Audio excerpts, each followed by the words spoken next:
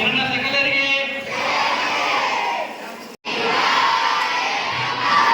ವಿಶ್ವಗುರು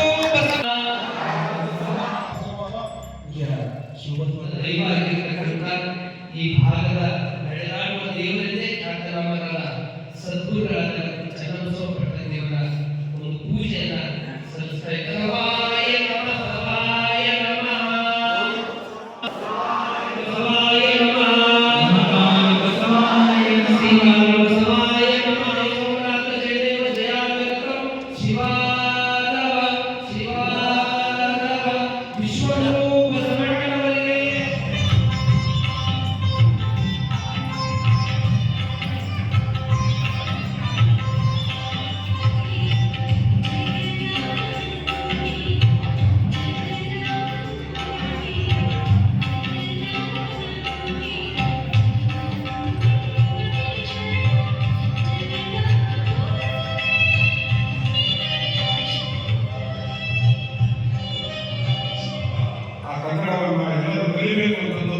ಅವರ ಕಾಲದಲ್ಲಿ ಉರ್ದು ಬೋರ್ಡನ್ನು ಹಾಕೊಂಡು ಒಳಗಡೆ ಕನ್ನಡ ಕಲಿಸುವಂತಹ ಕೆಲಸ ಮಾಡಿದಂತಹ ಕೀರ್ತಿ ನಮ್ಮ ಚನ್ನಬಸವ ಪಟ್ಟಣದೇವರಿಗೆ ಸಹಿತ ಪರಮ ಪೂಜ್ಯ ಜನ್ಮಭೂಮಿಯಿಂದ ಕರ್ಮಭೂಮಿಯವರಿಗೆ ಬಸವ ಜ್ಯೋತಿ ಪಾದಯಾತ್ರೆ ನಡೆಯುತ್ತದೆ. ಪ್ರತಿ ವರ್ಷವೂ ಸಹಿತ ಬಹಳ ಅರ್ಥಪೂರ್ಣವಾಗಿ ಈ ಭಾಗದ ಎಲ್ಲ ಭಕ್ತಾದಿಗಳು ಬಸವ ಅಭಿಮಾನಿಗಳೆಲ್ಲ ಈ ಒಂದು ಭಾಗದ ಅಭಿವೃದ್ಧಿಗಾಗಿ ಈ ಜನರ ಅಭಿವೃದ್ಧಿಗಾಗಿ ತಮ್ಮ ಪೂರ್ತಿ ಜೀವನವನ್ನು ಸಮರ್ಪಣವಾಗಿದ್ದಂಥವರು.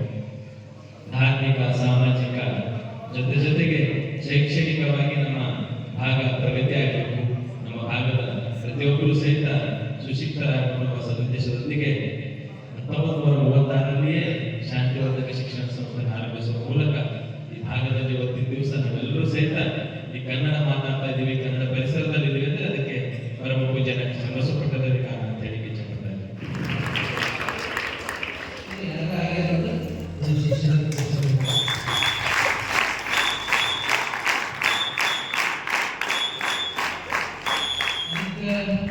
ಕಾರಣ ಏನು ಅಂತಂದ್ರೆ ಅದಕ್ಕೆಲ್ಲ ಬಾಲ್ಕಿ ಮಠ ಪೂರ್ತಿ ಅವ್ರಿಗೆ ಆಶೀರ್ವಾದ ತಮ್ಮ ಶಕ್ತಿನೂ ಬೇಕು.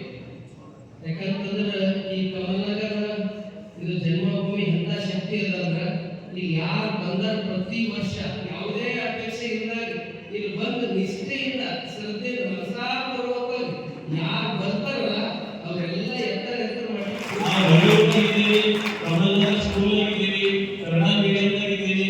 ನಮ್ಮ ತಂದೆ ಅಪ್ಪುಗೆ ಅದ ನಮಗೆ ಗುರುಕುಲ ಹೋಗಿ ಭಾವನೆ ಬೇಡ ವಿಚಾರದಿಂದ ನಾನು ಯಾವಾಗಲೂ ಹೇಳ್ತೀನಿ, ಸಿಟಿಯಲ್ಲಿ ಮಕ್ಕಳು ಕೆಡೋ ಚಾನ್ಸಸ್ ಜಾಸ್ತಿ ಇಲ್ಲ.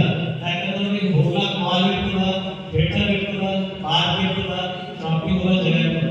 ಆದ್ರೆ ನಿಮ್ಮ ಸಭೆ ಬರೀ ಓದು ಸಲಹಾ ಮಾಡಿ ಮೀಸಲಿಟ್ಟು ಮುಂಬರೋದ್ರಿಂದ ಯಾವ ರೀತಿ ಚನ್ನಬಸವ ಪಟ್ಟಣ ಸಾಮಾಜಿಕ ಆಗಿರೋ ಸಂಸ್ಥೆ ಕಟ್ಟಿದ ಆ ರೀತಿ ನೀವು ಕೂಡ ನಿಮ್ಮ ಸಾಮರ್ಥ್ಯದ 5 ಸಂಸ್ಥೆ ಕಟ್ಟಿ ಯಾವುದೋ ಇಂಡಸ್ಟ್ರಿ ವಿಚಾರ ಮಾಡಿ ಬೆಳೆದು ಇಡೀ ನಮ್ಮ ತಾಲೂಕಿಗೆ ಜಿಲ್ಲೆಗೆ ದೇಶಕ್ಕೆ ಮಾದರಿ ಮಕ್ಕಳಾಗಲ್ಲ ಅಂತ ಹೇಳಿ ಮಾತು.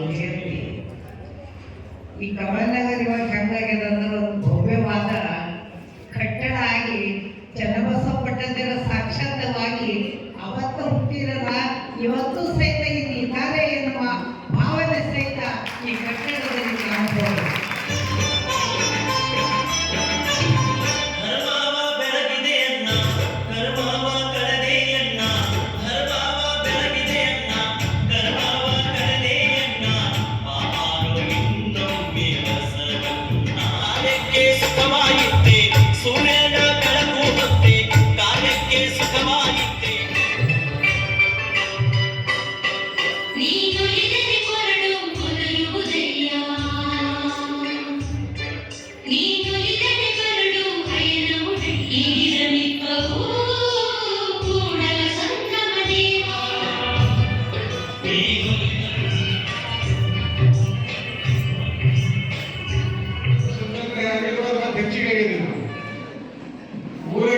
ಯುವಕರ ತಂಡ ಅಪ್ಪರ ಜಯಂತಿ ಆಚರಣೆ, ರಥ ಮಾಡಿದ್ದಾಗಲಿ, ತೇರು ಎಳೆದಾಗಲಿ, ಇವೆಲ್ಲವೂ ನೋಡಿದಾಗ ಈ ವೈಭವದ ಹೆಜ್ಜೆ ರೀತಿ ನಾವು ಸ್ಮರಿಸಬೇಕಾಗ್ತದೆ. ಈಗ ಇಲ್ಲಿವರೆಗೆ ತಮ್ಮ ಒಂದು ಭಕ್ತಿ ಕಾಣಿಕೆ ಸಹ ಕೂಡಲಕ್ಕ ಕೂತ್ಕೊಂಡ್ರು. ಅದಕ್ಕೆ ಬಸವಣ್ಣವ್ರು ಅಂದೇ ಬೇಡ, ನೀಡುವವರನ್ನು ಬೇಡುವವರಿಲ್ಲ. ಅದಕ್ಕೆ ನೀಡೋರು ಭಾಳ ಜನ ಅಲ್ಲಿ, ಬೇಡೋರು ಭಾಳ ಕಡಿಮೆ. ಅದಕ್ಕೆ ಇವತ್ತ ಇಲ್ಲೇ ಇರ್ತೀರ ಬಸವಲಿಂಗ ಪಟ್ಟದೇವರ ಇಲ್ಲೇ ಇರ್ತೀರ ಈ ಪಾಲನಯ ಮಾಡಿ ಪಾವನರಾಗಲು ಬಂದಿರ ಇಲ್ಲೇ ಇರ್ತೀರ. ಈಗ ನಮ್ಮ ಭಾರತ ದೇಶಕ್ಕೆ ಸ್ವಾತಂತ್ರ್ಯ ಸಿಕ್ಕರೂ ಕೂಡ ನಮ್ಮ ಭಾಗಕ್ಕೆ ಸಿಗಲಿಲ್ಲ. ಬಹಳ ಸಮಸ್ಯೆಗಳು ಚಿಂತನೆ ಆಗೈತಿ ಅಂತ ಮಧ್ಯದಾಗ ಧಾರ್ಮಿಕ ರಂಗದಲ್ಲಿ ಅನುಭವ ಮಂಟಪ ಇರ್ಬೋದು. ಇದಕ್ಕೆಲ್ಲ ಇವತ್ತೇನಾದ್ರೂ ಈ ಭಾಗದಾಗ ಇಷ್ಟೆಲ್ಲ ಒಳ್ಳೊಳ್ಳೆ ಒಂದು ಸ್ಥಾನಮಾನದ ಮೇಲೆ ಏನಾದ್ರೂ ಇದೆ ಅಂದ್ರೆ ಅದಕ್ಕೆಲ್ಲ ಕಾರಣಕರ್ತರೆ ಡಾಕ್ಟರ್ ಚನ್ನಬಸವ ಪಟ್ಟದೇವರು. 12ನೇ ಶತಮಾನದ ನಂತರ ಅದು ಮತ್ತೆ 17ನೇ ಶತಮಾನದ ನಂತರ ಈ ಬಸವ ತತ್ವದ ಮರೆ ಆಗಿತ್ತು. ಅದಕ್ಕೆ ಮತ್ತೆ ಜೀವದ ಕಳೆ ತುಂಬಿದ ಕೀರ್ತಿ ಅದು ಡಾಕ್ಟರ್ ಚನ್ನಬಸವ ಪಟ್ಟದೇವರಿಗೆ ಸತ್ತ. ಜನ್ಮಭೂಮಿಯಿಂದ ಪಾದಯಾತ್ರೆ ಹೋಗೋದಂದ್ರೆ ಅದು ಒಂದು ನಮ್ದು ಯಾವುದೋ ಜನ್ಮದ ಎಲ್ಲರ ಮಾತುಗಳನ್ನು ಕೇಳಿದೆ. ಚನ್ನಬಸವ ಪಟ್ಟಣದ ಇತಿಹಾಸ ನೋಡಿದ್ರೆ ಅವ್ರ 75% ಭಾಗ ಅವರು ದುಡಿದಿದ್ದು, ಅವ್ರ ದೇಹ ಸವಿಸಿದ್ದು ಯಾರಿಗಾಗಿ ಅಂದರೆ ಶಾಂತಿವರ್ಧಕ ಶಿಕ್ಷಣ ಸಂಸ್ಥೆಗಾಗಿ, ತತ್ವ ಪ್ರಚಾರ ಪ್ರಸಾರಕ್ಕಾಗಿ ಅವರು ವಿನಿಯೋಗಿಸಿದ್ದಾರೆ.